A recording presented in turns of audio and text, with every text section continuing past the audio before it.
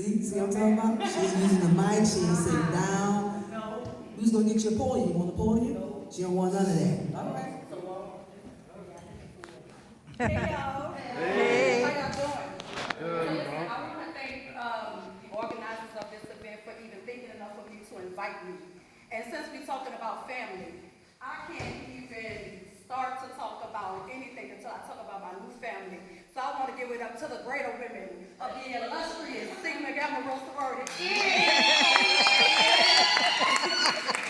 I had to do that because I am so honored that they thought enough to come here and share. But before we get into the serious stuff, I just want to say, I want you to listen not with your ears, but with your heart. Because when I talk to my community, I just talk to you. And I talk to you very broad, I talk to you very uncut. This will not be probably what you want to hear, but I guarantee you it'll be what you need to hear. So before I got here today, I was at the funeral for the 19-year-old female that was gunned down in the mass shooting. I left there to come here. And to just watch the children who are so desensitized by violence that they believe a vigil is a place to congregate. It was daiquiri drinking and weed smoking because they don't feel the gravity or the finality of death. That shouldn't become 19-year-old children. I've been doing this work for a very long time, and I've buried too many children to count. I've been speaking over dead children since I was 13 because I knew very early I had a gift, and it was in my voice. I am the product of an absent father, and my mother was addicted to crack cocaine for about 10 years of my life, so I was raised by my grandmother. I had a functioning crack addict for a month. She still took me to doctor's appointments, but she was high. She still loved me when she was high. So if you ask me what family is much more than the people who you are born to. And like Kevin Griffin Clark said earlier, blood and the connectivity of the people you are born with, the family you don't choose, is relative. It is love that makes us family. Because if I choose to love you, that is my choice.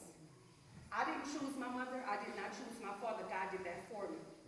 But the people I consider friends are my family because I chose to have them in my life. And what I'm going to tell you about the crisis of the Black family hedges on accountability or the lack thereof. We have a duty to love each other. It is our duty to fight for our freedom. It is our duty to win. In order to fight for your freedom, you have to understand that it costs you nothing to love each other. Kindness costs you nothing. It's free. Freedom. When you're free, that means you're not tied to anything negative, nothing to bring you down. I live a very free life because I'm very good to people. And when I'm very good to people, the universe takes care of me. I have been unemployed since 2018, not because I did anything wrong, but because I stood up for Black children, something I'm going to do until I die. Black children deserve the best of what we can offer them because life has taught us that they don't get the best of anything. Think about it. When have they ever given Black children the best of anything first? That's why you should have been skeptical when they gave y'all choice foods. You don't give us nothing good first. Let's be honest. Right? You ought to be skeptical when people come into your community talking about, you want me to sell you, you want me to buy your house? Don't sell your grandma's house. Because whatever they offer you for it, I guarantee you it's worth much more than that. Right? So you got to go with an astronomical fee to make them get away from you. Because we are not for sale. When we talk about family, I heard a guy on Facebook say something about, crime is so outrageous because it's everywhere now. It used to be, concentrated to an area. And see, I was in that area, so I had a problem with what he said. Yes, crime was concentrated to housing developments because guess what? That's where the lack of opportunity was, the lack of resources was. We were the people that hope forgot. But one thing we had in those housing developments was family. Because when my mother was on crack and my grandmother was taking care of all of the rest of my cousins, I could lean out my door and knock on the neighbor door and ask her to borrow 2 eggs. And you ain't had to hear about it on Facebook. Right? See, we've forgotten how to unapologetically love Black people. I love Black people. I love all people, but like saying, you know, Black Lives Matter. I wouldn't have to say Black Lives Matter if they actually matter to all people, right? So it goes without saying that I love all people, but I have to remind you that above all things, I love black people. First. Why? Because I'm a black woman. I'm raising a black son. I come from a black woman. I love my mama. My mother has been clean for 30 years. Yeah. But see, I like to tell people that she was on crack because, see, they think the important thing was crack, but the thing was buzz. Yeah, she was on crack. I tell everybody that she was on crack. Because even in her addiction, she raised a young lady that eventually became Dr. Ashonta, Wyatt. So let's not make the mistake thinking that I'm ashamed of her journey because her journey taught me what I didn't want to be. Right. So that way I can stand in everything that I'm destined to be because of who my mother was, because of who my grandmother was, and I owe it to my mother, and I owe it to my grandmother to be everything that black children deserve for me to be. So anywhere you are doing an injustice to my people, you will see me. And please don't let the small size fool you because I pack a mighty blow, okay? Because I was talking outside to the gentleman outside and they know who they are. But there's a line in The Color Purple that is literally my favorite thing of the whole movie. Y'all gonna know it when I say it. Y'all remember when Silly said, until you do right by me, everything that you even think about is gonna fail. In every room I go into where all the politicians are, all the money-making people, I tell them, until you do right by my people, everything that you ever think about is gonna fail. Right? They keep talking about crime is out of control. Crime is out. Why we talking about it now? Because like he said on Facebook, it started to touch the people who it usually wouldn't touch. So now it's a topic of discussion, kind of like when crack was doing what it did to our people, it wasn't a topic of discussion, but the opioids taking over them, now it's a crisis and they have to address it. Think about that. You know, opioid addiction is a health pandemic. But when our families were suffering from crack, you was locking them up, throwing them away, kind of like what y'all do black children every time they mess up. See, the difference between me and a lot of people, I love the people behind the trigger, and I care for the people whose lives they take, because children who pick up guns are lost children. Children who pick up guns are a manifestation of the neglect from us. Because y'all talk about family, do you care for other children who are not born to you? I have one son, but I have a multitude of children. I can't go anywhere in this city, Kevin, you can attest to this, without being bombarded with hugs from children. Because if they don't know anything else, they know if I call 504-303-1754, she's coming. And I'm cute when I go because I like to catch them off guard. I like to look unassuming to them. You know, that's why the pastor hired me, because he thought I was a young black girl and I wasn't going to know no better. And he was going to run circles around me. But I graduated from the Xavier University, not once but twice. Yes. So when I sat in that budget meeting and he thought he was going to talk circles around me, all I was doing was circling and highlighting, and I said, well, something ain't right here. Right? And in 2018, I lost my job because of it. But let me tell you the God I serve in 2022, I'm waiting for January 17, 2023, so he can be sentenced by the federal government. Because God had to show me that it's not in your timing, girl. You won't run nothing. You better sit down and wait for me. And that's what I had to learn how to do, because if you know anything about me, I just want it and I want it now. I'm still learning, I'm still growing. But one thing I will not do is apologize for the way I love black people. Right? When you talk about family, let's have an honest conversation about family. I will literally give you the shirt off my back. That is how I was raised.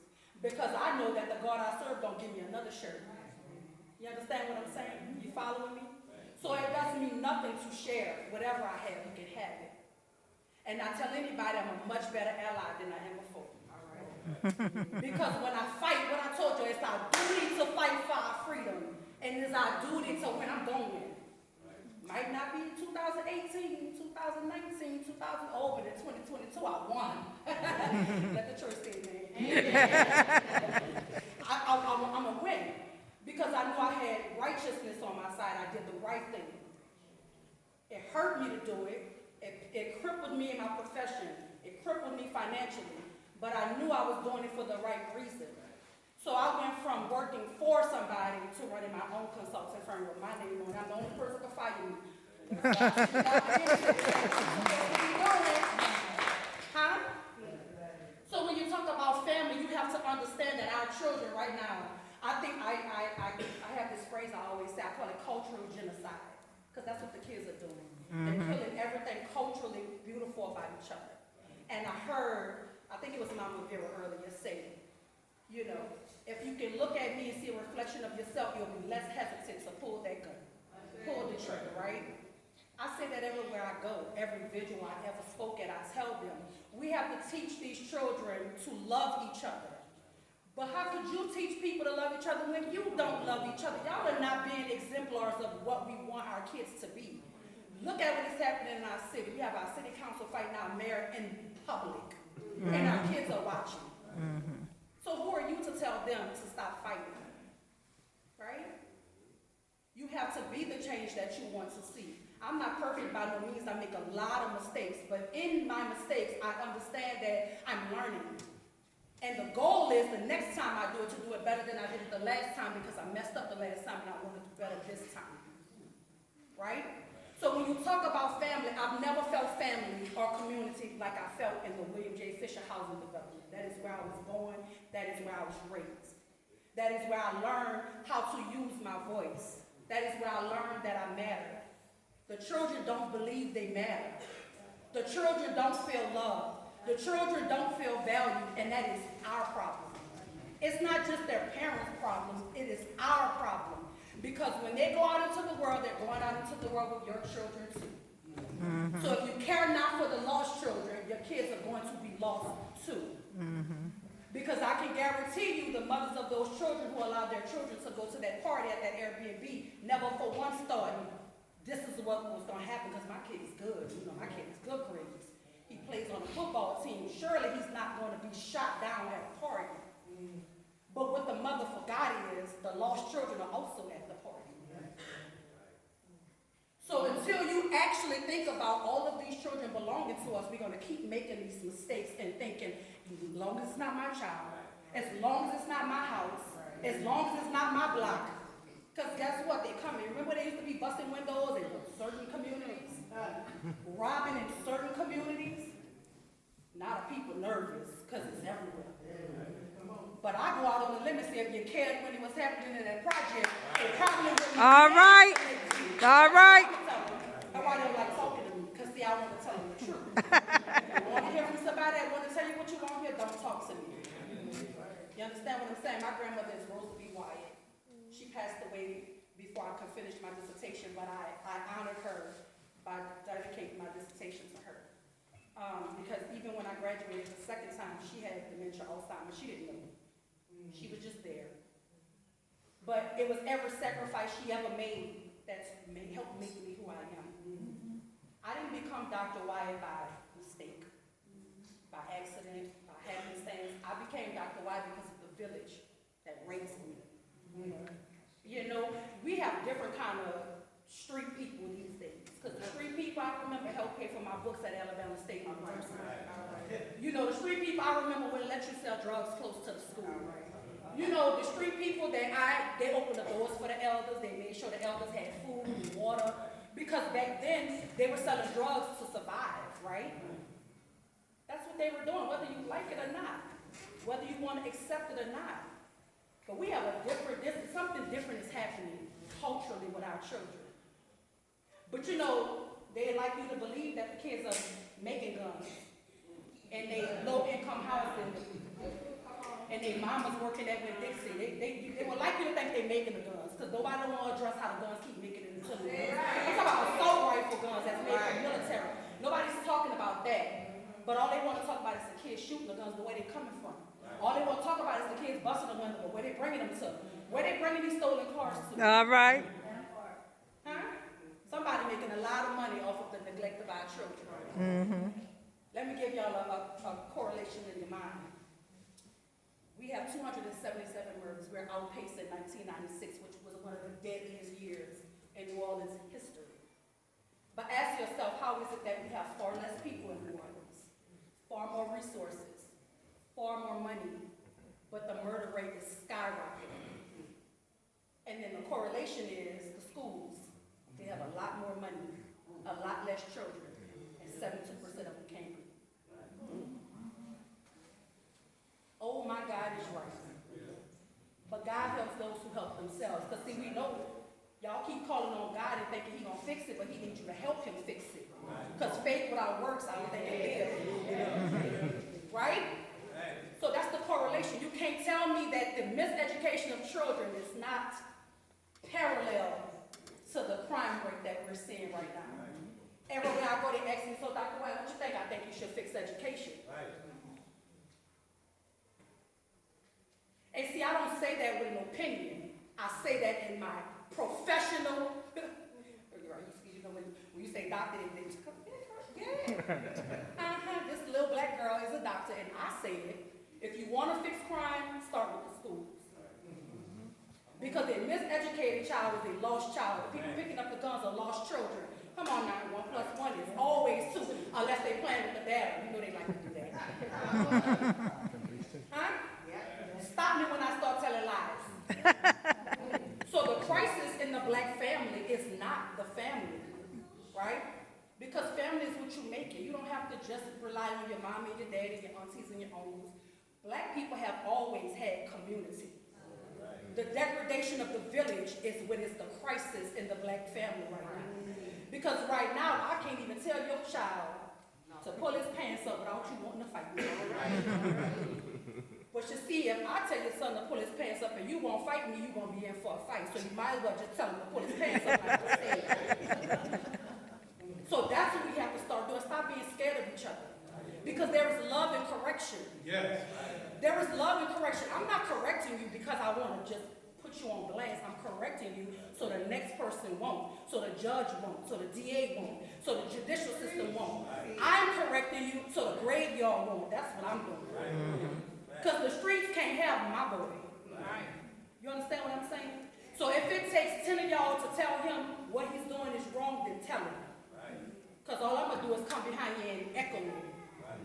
We have to get back to a village mentality. We have to get back to allowing people to correct us. Because we don't know it all. There's no blueprints of parenting. Everything about children is different. My child is different from your child. So what worked for my kid might not work for your kid. But instead of talking about parents, help educate parents. All right. Y'all asking parents to do what they don't even know how to do. Some of them don't have the capacity to parent. That's why they friendship their children. Because they don't know how to parent. Teach it in the schools. Teach it in the schools, So, too. you know, when I ran that school over there on South Claiborne, when I had a literacy program, it was not only for my children. Guess who else it was for? Their parents. That's Because if my good. baby can't read, 9 times out of 10, he's going home to a parent that is also illiterate. So how am I going to send homework and expect it to come back done if the parent also needs the same services that I'm giving to the child? In that school that I ran, I put a washer and dryer in there because you're not going to talk about kids because they're dirty. I'm going to wash the clothes for them. See, that's village work. You're not going to wear no hoodie in my class because you want the teacher to take your hoodie off. No, we're going to take the hoodie off because we're going to get you a haircut because I know that's why you got the hoodie on in the first place. Right? We used to do that for each other. What happened? I can remember, I have a friend, she's sitting in here right now. She don't like attention, so I ain't going to put on glass. But I can remember when there was a point when I could not afford to give my son a haircut. Imagine me as a parent. I'm responsible for him and I can't even afford to give him a haircut. A lot of parents go through that. But see, the difference between them and me is I had real family and friendship. And I said, girl, look, I need you to get my baby a haircut. Not a question asked, she got my baby a haircut. Right? And it was the act of getting him a haircut that cost a couple of dollars that solidified her as a friend for life for me because the $10 that she gave me felt like $100 because I had it. There's nothing wrong with saying I don't know. Help me. There's nothing wrong with saying I don't have it. Help me. There's a young man in here, he ain't on that.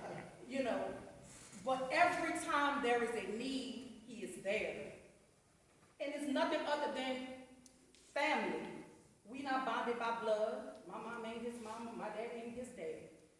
But doing this work solidified us as brother and sister. So anything I need, I could call Kevin Griffin Clark, and he picks up the phone and he delivers. There's another young man up in here. Y'all, I lock myself out of my house.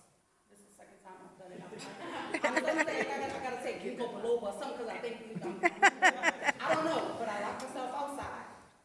And I called him.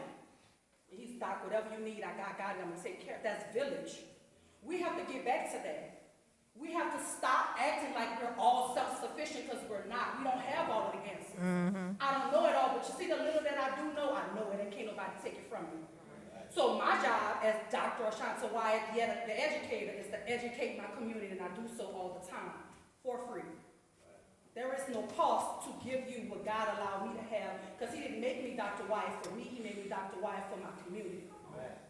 That's why he did it, right? So if you're a medical professional, and there's a medical need in your community, you make enough money from the system, you can offer your services for free for people who can't afford it. That's village. If you are a psychologist and you see these people have mental health issues all up and through the black community, you ought to be having some sort of community night where people can come and get your services for free. That's village. If the neighbor's starving and you have food, then guess what? You starve. Because you might eat, but your neighbor hungry, that's not village work. What good does it, what does it matter that you have food and the kids next door are starving? But you know why you don't know they starving? Because we ain't got no real community no more. Y'all live on the street, don't even speak to your neighbor. When I lived in the fish, I knew everybody. Everybody knew me. There was Sandra's daughter, Miss Rosa B. granddaughter. Right? Now that's what they say about my son. That's Dr. Wyatt's son. You know why? Because she's community. My roots are here. I put my feet down on the ground every day and I do the work of the village every week. And let me say this again. I'm nowhere near perfect. Oh, I mess up all the time. I'll be at home like, oh, why the hell did I even answer like that? I didn't say hell, but you know, that's how I talk. That's how I talk to God. Right? Because if he knows your heart, then he knows you're performing for him, right? That's how I talk. So that's why when I go to vigils, I don't pray. I'm the speaker at the vigil. I'm not the pray person. Don't ask me to pray because I'm going to talk to God like I talk to God now. Ain't not what you like to hear. But I guarantee you he ain't never left me out in the cold because I called saying hell in my conversation with him. He respects me like I respect him because he knows that what he put me on this earth to do is what I'm doing. And my living will not be in vain. I could leave this earth today, and I know that everything that I did up until today was in the right of my community, was in the right of its children, was in the right of its people. That's what I did. That's what family is. I told y'all I just got a new family in Sigma Gamma Rho, right? I got a whole new family. Yes. I wouldn't change it for anything. I love it. And I think it was by divine purpose that I did it when I did it. Because when I was in college, I wasn't thinking about something. Y'all, I'm not thinking about that, child. I was hitting volleyballs and fighting people. That's what I was doing. Because at one time, I used to fight with my fists. Everything was, I'm going to solve it with my fist. I'm going to pop the out of you, right? So God told me, keep on fighting the way you want to fight, and it's not going to work out. But if you fight the way I've blessed you to fight, things will start to open up for you. So I start fighting and I start fighting. Right? Right? So, because you know there's a saying that God doesn't call us qualified. He qualifies the call. That's what he did for me. My voice is respected in spaces because I've earned the right to be respected in spaces. You can't expect somebody to believe in what you say if you can't walk it like you talk it. I heard C. Freedom up here talking about the protest. I was there at every one of them. You couldn't miss me if you tried. I was there. When they nailed on that man's neck, I was a part of the protest. I was there. When Alton Sterling died in front of the store in Baton Rouge, I was protesting. When Jefferson Parish killed 7 black men in a row, I was a part of the team that helped put body cameras on Jefferson Parish police. Shout out to Attorney Michelle Charles Esquire. Right? I was there. I've done the trench work. That is why my voice is respected in spaces. And what I'm asking you to do, you might not speak. That might not be your gift. But whatever your gift is, it is your duty to share it with your community. Because if your gift is only for you, then it's really not present. Right? Oh, y'all gonna catch that in about 5 minutes. Okay? If your gift is only for you, if it's only to serve your household, your children, your family, then it really isn't a gift at all, huh? Because even the devil give you presents, don't he? Huh? Even if y'all be thinking his blessings, oh, the devil bless people too. He used to be an angel. He still got a little magic. Huh? What? Huh? I'm just saying. Because you know, at one time I was being led by the devil because I was angry. My mama was on drugs, my daddy wasn't there, I was fighting. Everything was fight, fight, fight because I did not know how to articulate my pain. And so I fought my way through it. And make no mistake, I still could fight. Because it's like riding a bike. Once you get on that thing, it's all come back to it. Come back to it. But I don't fight no more. I don't fight no more. But what I will tell you is, the crisis in the black family is directly correlated to the neglect and the lack of accountability of us not unapologetically loving each other. And why I'm saying unapologetic? Because you got to love the trigger man, right? That's right. You got to love the carjacker. That's right. Good to you, but you got to love them because they lost. And the reason why they're lost is because they don't feel value. So if we forget to value them, if we throw them away, nothing's going to change about them. We can't incarcerate our way out of this. We can't police our way out of this. We got to love our way out of this.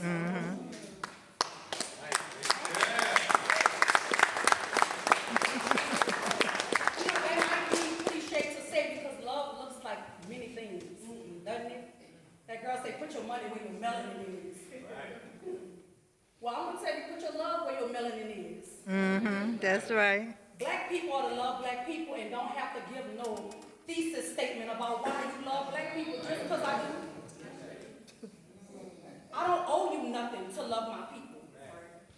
You know, I love to be in rooms with people who don't look like us and talk about how much I love black people. Because they make them uncomfortable. And look what I tell them. Oh, that's because you're growing, baby. When you're uncomfortable, you're growing. Right? Because let me tell you, I'm not alarmed about crime right now. I'm not. And you want to know why I'm not? Because it's necessary. You know why? Because when the right people get uncomfortable, they're going to do something to change stuff for all of us. Because as long as the crime stays isolated to us, nobody paying attention to it. They're just not paying attention to it. But see, them people are uncomfortable. So them people about to try to figure out how to stop this crime, y'all. So we need to make certain that the same way they value their discomfort, they value our discomfort. And the only way we make them do that is to stop alienating, annihilating, slaughtering each other. Because I always ask the children after the murder happened, you know, after they've done the crime, what changed about your circumstances? You out there laying bodies down and your mama still can't afford to pay her light bill. So what exactly are you doing it for? Because you know, sometimes people take it as a means to an end, they say that kind of stuff, Right. But if you're doing it, what is the purpose behind you doing it? Everything I do in this life, I always remember why I do it. So that's what I ask the children, why? If your why don't make your heart beat, that's not what you should be doing. I educate kids because that is what I'm put here to do. It makes my heart beat, I do it for free. Not that I want it for free, but I will do it for free. Right? So when you ask me what is the crisis in the black family, the lack of accountability to unapologetically love each other.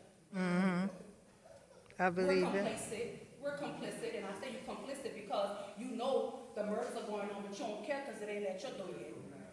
You don't care because it's not your family member. That's why you're complicit. Silence equates to complicit. You're complicit. I'm complicit. We become complacent because we're desensitized to the killing. Because it happens all the time. There's 207 of them. We done just lost track. All we say is, oh my God, that's so sad, and then we move on. Oh my God, it's so sad your way into doing something about it. You know when people say, if you see something, say something, you don't even much have to do that. If that's not your ministry. Some people don't want to say nothing. But you know what you could do? Correct that child that you see walking down your street with his pants hanging down. Put your pants up. Huh? You know what you could do when you see the child in the store talking reckless to the elder? Who are you talking to? You might talk to your mama like that, but you ain't about to talk to him like that. That's what I do. And see, the next time they see me, they go, oh, hey, Dr. Wyatt, because they know I'm going to correct him. And they know I ain't scared of them. You can't fear your kids. kids. That's right. And that you gonna That's parent. right. Huh? I let my son live a very childlike existence, but I'm his parent. So yes, I know your friends. Yes, I know your friends' mamas. Yes, I need to know where you're going. Yes, you have a car, but that car ain't gonna move unless I know where that car going. That's my child.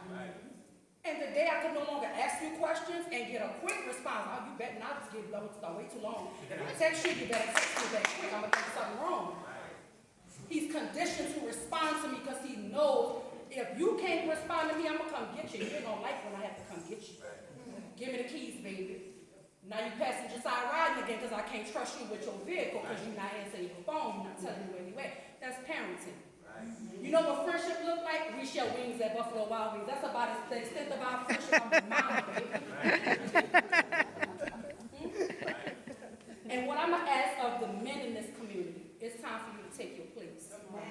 Women should be on the front lines of anything when we got real strong men that carry this load for us. When you ask me what the crisis is in the black family, it's because we allow the system to dehumanize our men, to take our men away from us. Don't let the welfare system get y'all now, because you know the catalyst behind us that'll move the man out the house. Don't take it. Don't take it. It's a gift that keep on not giving. Right? So when you ask me what the crisis is in the black family, I'm gonna tell you again, it's the lack of accountability to unapologetically love each other. Because remember, there's love and correction. There's love and accountability. And loving each other is free. To kill each other costs a hell of a lot more. That's all I got for y'all. Oh,